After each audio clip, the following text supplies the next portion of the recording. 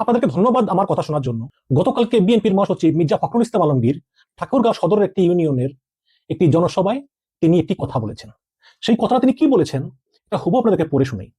তিনি বলেছেন যে আমরা প্রতিহিংসা ও প্রতিশোধের রাজনীতি করতে চাই না। আওয়ামী লীগ যেভাবে নির্বিচারে মামলা করেছে আমরা সেই পথে হাঁটতে চাই না, বরং আওয়ামী লীগের বিরুদ্ধে যত মামলা আছে সবগুলোই আমরা তুলে নেব। মানে আওয়ামী লীগের বিরুদ্ধে যত মামলা আছে সবগুলোই তিনি তুলে নেবেন যদি বিএনপি ক্ষমতায় আসে। তাহলে এখন প্রশ্ন হচ্ছে যে তিনি কিভাবে মামলা তুলে নেবেন? তার মানে কি আওয়ামী লীগের বিরুদ্ধে যত মামলা হয়েছে সেই 5ই আগস্টের পর থেকে সব মামলাই ভুয়া? যেহেতু তিনি তুলে নেবেন, বিএনপি ক্ষমতায় আসলে আওয়ামী লীগের বিরুদ্ধে সব মামলা তুলে নেওয়া হবে, তিনি নিজেই বলতেছেন। তার মানে সব মামলাগুলি ভুয়া, এবং এই মামলাগুলো আসলে আওয়ামী লীগের লোকের বিরুদ্ধে হয়রানিমূলক মামলা। এতে কোনো সন্দেহ নাই। যেহেতু মির্জা ফখরুল বলতেছেন তিনি তুলে নেবেন, মামলা তুলে হতে পারে কখন? যখন সেই মামলাটা আসলে মিথ্যা মামলা হয়। তার মানে কি তিনি বলতে যাচ্ছেন যে যত মামলা হয়েছে আমাদের বিরুদ্ধে সবই সবই মিথ্যা মামলা?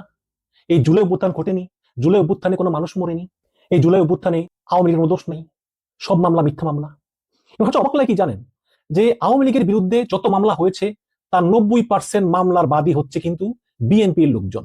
মূল দল, ছাত্র দল, যুব দল, কৃষক দল, শ্রমিক দল, এইরকম। তো কেন এই মামলাগুলো হয়েছে?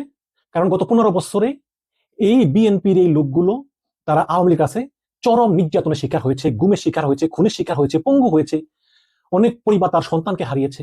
অবর্ণনীয় দুঃখ এবং দুর্দশার কারণেই বিভিন্ন নেতা কর্মীরা বাধ্য হয়ে মামলাগুলো করেছে।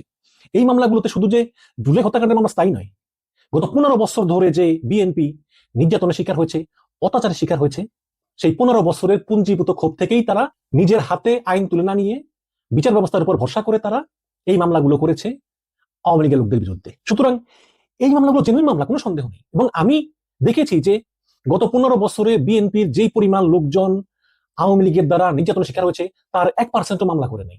অনেকেই আছে ক্ষমা করে দিয়েছে, বেশিরভাগ ক্ষমা করে দিয়েছে। তাহলে এই মামলাগুলো জেনুইন মামলা।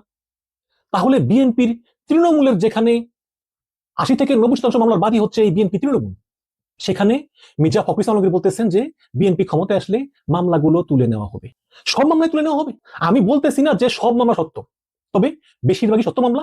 দুই একটা হয়রানিমূলক মামলা হতে পারে বা মামলা বাণিজ্যও হতে পারে, এটা অস্বীকার করার উপায় নেই, যেহেতু বাংলাদেশ তো এটা।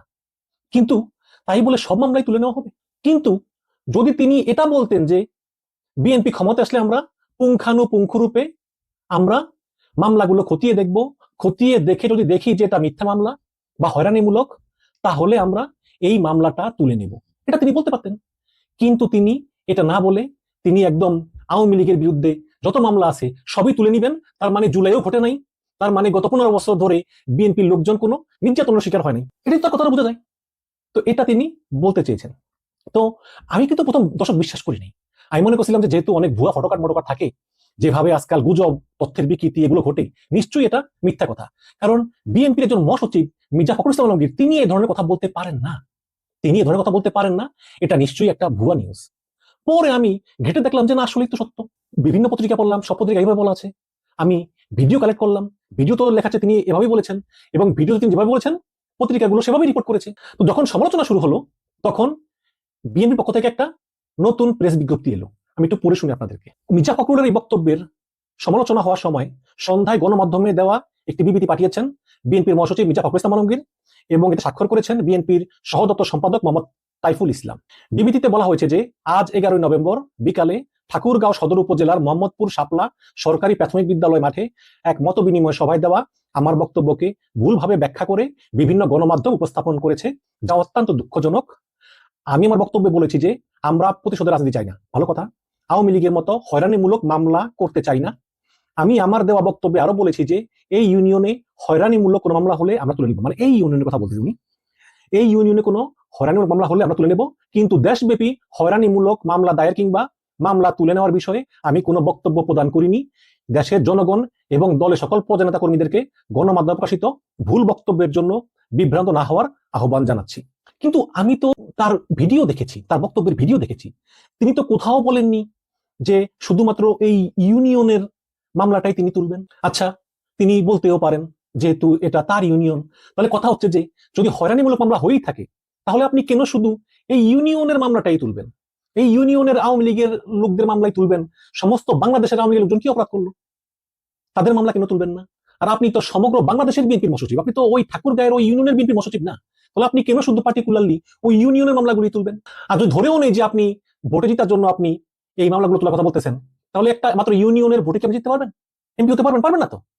কিন্তু আপনি বলতেছেন যে ইউনিয়নের, কিন্তু পুরো ভিডিওতে আমি দেখেছি যে আপনি ইউনিয়নের কথা বলেননি, আপনি সমগ্র বাংলাদেশের কথাই বলেছেন। এবং তিনি আরো বলেছেন যে গণমাধ্যমে প্রকাশিত ভুল বক্তব্যে বিভ্রান্ত না হওয়ার জন্য এত কমিটিকে আহ্বান জানাচ্ছি। গণমাধ্যম তো আপনার বক্তব্য ভুলভাবে প্রকাশ করেনি, আপনি হুবাহু যা বলেছেন গণমাধ্যম তাই প্রকাশ করেছে, গণমাধ্যম বিন্দু মাত্র ভুল করেনি। এখন এরকম হতে পারে যে আমি বলতে চেয়েছি বলতে পারিনি, বা আমি ভুলে গিয়েছিলাম কিন্তু আমার মনে এটা ছিল না, এরকম হতে পারে। যদি এরকম হয়েই থাকে তাহলে তার বলা উচিত ছিল না যে আসলে এই কথাটা আমি বলেছি অনিচ্ছাকৃতভাবে, এজন্য আমি দুঃখিত। আসলে আমি বলতে চেয়েছিলাম যে আমি সমগ্র বাংলাদেশে যত হয়রানিমূলক মামলা আছে আওয়ামী লীগের বিরুদ্ধে হয়েছে সেটা আমরা ক্ষমতা এলে তদন্ত করে বাতিল করব, এই ধরনের বক্তব্যকে সবাই সাধুবাদ জানাতো। কিন্তু তিনি বলেছেন যে শুধুমাত্র তিনি ওই ইউনিয়নের মামলাটাই তুলবেন, এবং এগুলো বলে তিনি নিজেকে মানে আরো হাস্যকর ভাবে উপস্থাপন করলেন। হয়তো তাড়াহুড়া করে করেছেন, এই জন্য চিন্তা করতে পারেননি। তিনি বলেছেন যে আমি শুধু ইউনিয়নের মামলায় তুলবো, তাহলে ওই ইউনিয়নের লোকজনই মানে সব আওয়ামী লীগের হয়রানির শিকার হয়েছে, বাকি বাংলাদেশে যারা হয়রানির শিকার হয়েছে তাদের মামলাগুলো উঠবে না? দর্শক, এরকম হয়, মানে আমাদের বাংলাদেশের নেতারা আছে অনেক সময় মানে কথা বলতে বলতে অনেক কথা বলে ফেলে, কিন্তু পরবর্তীতে বলে যে আমি এটা বলি না, এটা ভুলভাবে ব্যাখ্যা করা হয়েছে। কিন্তু আজকাল তো ডিজিটাল যুগ, আপনার ভিডিও বক্তব্য আছে একদম সরাসরি বিভিন্ন গণমাধ্যমে আছে। এখন আপনি যদি বলেন ওটা বলি নাই, তাহলে হবে? হবে না তো। আপনি বলেছেন যে সমস্ত বাংলাদেশের আওয়ামী লীগের লোকদের মামলা তুলে নেবেন। কেন বলেছেন এটা? আওয়ামী লীগের ভোট পাওয়ার জন্য। আচ্ছা, আওয়ামী লীগের ভোট পাওয়া কি এতই দরকার? যদি আওয়ামী লীগের ভোট পাওয়া এতই দরকার হয়, তাহলে এই যেই আপনার নেতাকর্মীরা 15-16 বছর ধরে অবর্ণনীয় নির্যাতনের শিকার হয়েছে, তাদের কাছে আপনি কি জবাব দিবেন? আওয়ামী লীগের বিরুদ্ধে সব মামলায় কি মিথ্যা? দুই একটা মিথ্যা মামলা থাকতেই পারে, আমি স্বীকার করতেছি, বাট সব মামলা মিথ্যা। এই জুলাইতে 1,500 লোকের প্রাণহানি ঘটলো, এই সব মামলাগুলো মিথ্যা। ক্ষমতায় আসলে সব মামলাগুলো তুলে নেবেন, আওয়ামী লীগের কোনো দোষ নাই। আপনি কি জবাব দিবেন আপনার 15-16 বছর ধরে নির্যাতিত নেতাকর্মীদেরকে? আপনি কি জবাব দিবেন জুলাইয়ে নিহত পরিবারের কাছে? কি জবাব দিবেন জুলাই আহত প্রায় 20,000 পঙ্গু লোকদের নিকট? আপনি আওয়ামী লীগের কটা ভোটের জন্য আপনি বলতেছেন যে সব মামলা তুলে নিবেন, পরে আবার মিথ্যাচারও করতেছেন পত্রিকায় একদম বিবৃতি দিয়ে। আমি দেখেছি জামাতের অনেক নেতাকর্মী আছে, তারা বলতেছে যে আওয়ামী লীগের ভোট আমাদের দরকার, আওয়ামী লীগ দাঁড়িপাল্লায় ভোট দিবে। দেখুন, যত মামলা আছে আওয়ামী লীগের বিরুদ্ধে, আমি তো বলেছি তার 90% হচ্ছে বিএনপির লোকজন হচ্ছে তার বাদী। এবং এর কারণও আছে, কারণ এই জুলাই আন্দোলনের যে বৈষম্য ছাত্র আন্দোলন, তারা তো নতুন এসেছে, কিন্তু 15টা বছর ধরে আওয়ামী লীগের বিরুদ্ধে এককভাবে সংগ্রাম করে গেছে বিএনপি। এবং এই মির্জা ফখরুল ইসলাম আলমগীর তিনিও অবর্ণনীয় নির্যাতনের শিকার হয়েছেন, এবং তিনি এই অসুস্থ শরীর নিয়ে দিনের পর দিন তিনি নিজেও কিন্তু আওয়ামী লীগের বিরুদ্ধে সংগ্রাম করে গিয়েছেন, কারাবরণ করেছেন, মামলা হয়েছে, জেল খেটেছেন, কত জুলুম হয়েছে। এখন এই সামান্য কয়টা আওয়ামী লীগের ভোটের জন্য তিনি সব মামলা তুলে নেবেন? তাহলে এই যে জুলাই সনদ, জুলাই আন্দোলন, তারপরে হাসিনার পালিয়ে যাওয়া, এসব কিছুকে আপনারা স্বীকার করেন না।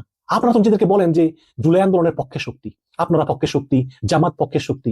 তারপর যদি এই জুলাই আন্দোলনের পক্ষে শক্তি হয়ে থাকেন, তাহলে আপনারা দেখেন নাই এই গত 15 বছর আওয়ামী লীগের কর্মকাণ্ড কি হয়েছে? দেখেন নাই এই জুলাইয়ের 36 দিনে আওয়ামী লীগ কি পরিমাণ লোককে মেরেছে? তাহলে আপনি কোন বিবেচনায় বলেন যে বিএনপি ক্ষমতায় আসলে আওয়ামী লীগের সব মামলা তুলে নেওয়া হবে?